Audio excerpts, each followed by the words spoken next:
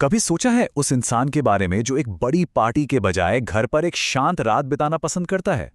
वो इंसान जिसे भीड़-भाड़ वाले बार से ज्यादा एक अच्छी किताब में सुकून मिलता है। दुनिया अक्सर उसे नजरअंदाज कर देती है, पर आज हम उसी की दुनिया और उसके मनोविज्ञान को समझने की कोशिश करेंगे। समाज अक्सर उसे अंतर्मुखी, असामाजिक या शायद डरा हुआ भी समझ लेता है। पर क्या हो अगर हम इसे पूरी तरह से गलत नजरिए से देख रहे हों? क्या हो अगर ये व्यक्ति दुनिया से भाग नहीं रहा, बल्कि अपनी खुद की एक दुनिया बना रहा हो? और यही यही वो सवाल है जो आज उस पुरुष के बारे में हमारी सारी धारणाओं को चुनौती देगा, जिसे घर पर रहना पसंद है। चलिए इस अक्सर गलत समझे जाने वाले नजरिए की गहराई में उतरते हैं। अच्छा, तो इस व्यक्ति को समझने के लिए हमें सबसे पहले उसकी एनर्जी के साथ उसके रिश्ते को समझना होगा। उसके लिए घर सिर्फ चार दीवारें नहीं है, नहीं, बल्कि ये एक मनोवैज्ञानिक किला है, एक अभयारण्य है जहां वो खुद को फिर से चार्ज करता है। इसको ऐसे समझ सकते हैं, बिल्कुल हमारे फोन की तरह। सामाजिक बातचीत, लगातार मीटिंग्स और बाहर का शोर, ये सब उसकी बैटरी को तेजी से खत्म कर देते हैं।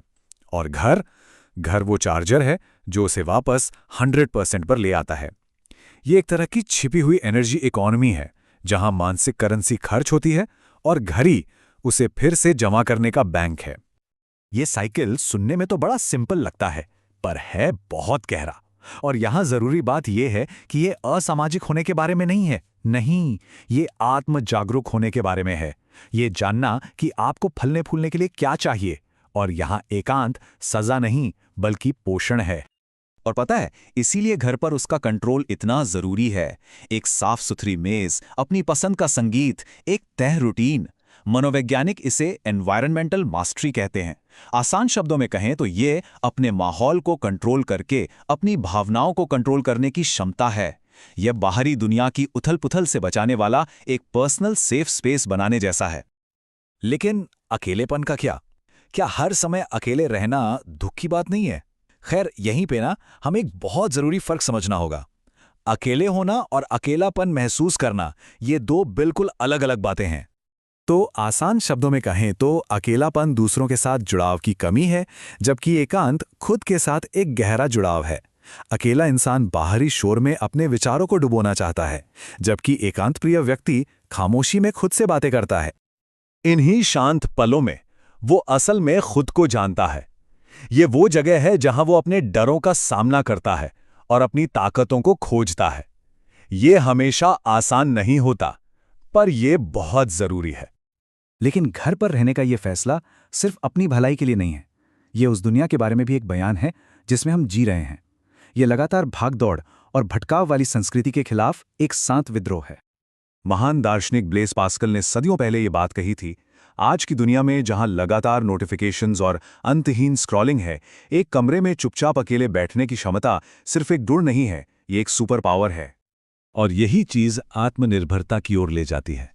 इसे ऐसे सोचिए जैसे मन के अंदर ही एक बगीचा है। खुशी के फूलों के लिए लगातार बाहर की दुनिया की तरफ देखने की जरूरत नहीं है, क्योंकि वो बगीचा अंदर ही उग रहा है। उसकी भावनात्मक स्थिरता और खुशी बाहरी तारीफ पर निर्भर नहीं करते। जिस कल्चर में हर कोई भाग रहा हो और एक्टिविटी को ही सब कुछ माना जाता हो, वहां एक ठहरा हुआ इंसान एक खतरे जैसा लग सकता है।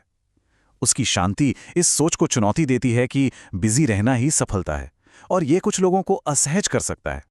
पर क्या हो अगर ये जो शांत जीवन शैली है, ये कमजोरी नहीं बल्कि एक नए तरह की ताकत हो। एक ऐसी ताकत जो आज की 21वीं सदी में पहले से कहीं ज्यादा जरूरी है। इसका यह मतलब बिल्कुल नहीं है कि परंपरागत ताकत बुरी है, नहीं, बस यह है कि यह अकेली तरह की ताकत नहीं है। और एक ऐसी दुनिया में जो और ज्यादा जटिल होती जा रही है, आंतरिक ताकत जो प्रामाणिकता और आत्म जागरूकता से आती है, वो और ज्यादा कीमती होती जा रही है। ये वो गुण हैं जो एकांत में निखरते हैं। धैर्य, क्योंकि ये हमें बड़ी तस्वीर देखने की हिम्मत देता है। सहानुभूति, क्योंकि ये हमें दूसरों से गहरे स्तर पर जोड़ती है। और आत्म जागरूकता, क्योंकि ये हर तरह के व्यक्तिगत विकास की नींव है। लेकिन हां, एक बात का ध्यान रखना जरूरी है। जैसे हर शक्तिशाली चीज के साथ होता है, एकांत भी एक दो-धारी तलवार हो सकता है अगर इसे समझदारी से इस्तेमाल ना किया जाए। आराम की आदत लत बन सकती है और सुरक्षा देने वाली दीवारें ही कैद भी बन सकती हैं। इसलिए एक संतुलन बहुत जरूरी है, थोड़ा पीछे हटना और फिर दुनिया से जुड़ने के लिए वापस लौटना। तो शायद ये इंसान हमसे पीछे नहीं बल्कि हमसे आगे चल रहा है। हाँ, ये रास्ता आसान नहीं है। एक ऐसी दुनिया में जो लगातार भाग रही है, धारा के खिलाफ जाकर ठहरने का जीवन चुनने के लिए हिम्मत चाहिए। ये सवाल हमें सोचने पर मजबूर करता है, और इससे भी ज्यादा जरूरी ये है कि हम कौन सा रास्ता चुन रहे हैं, भागने वाला या ठहरने वाला। सोचिएगा जरूर।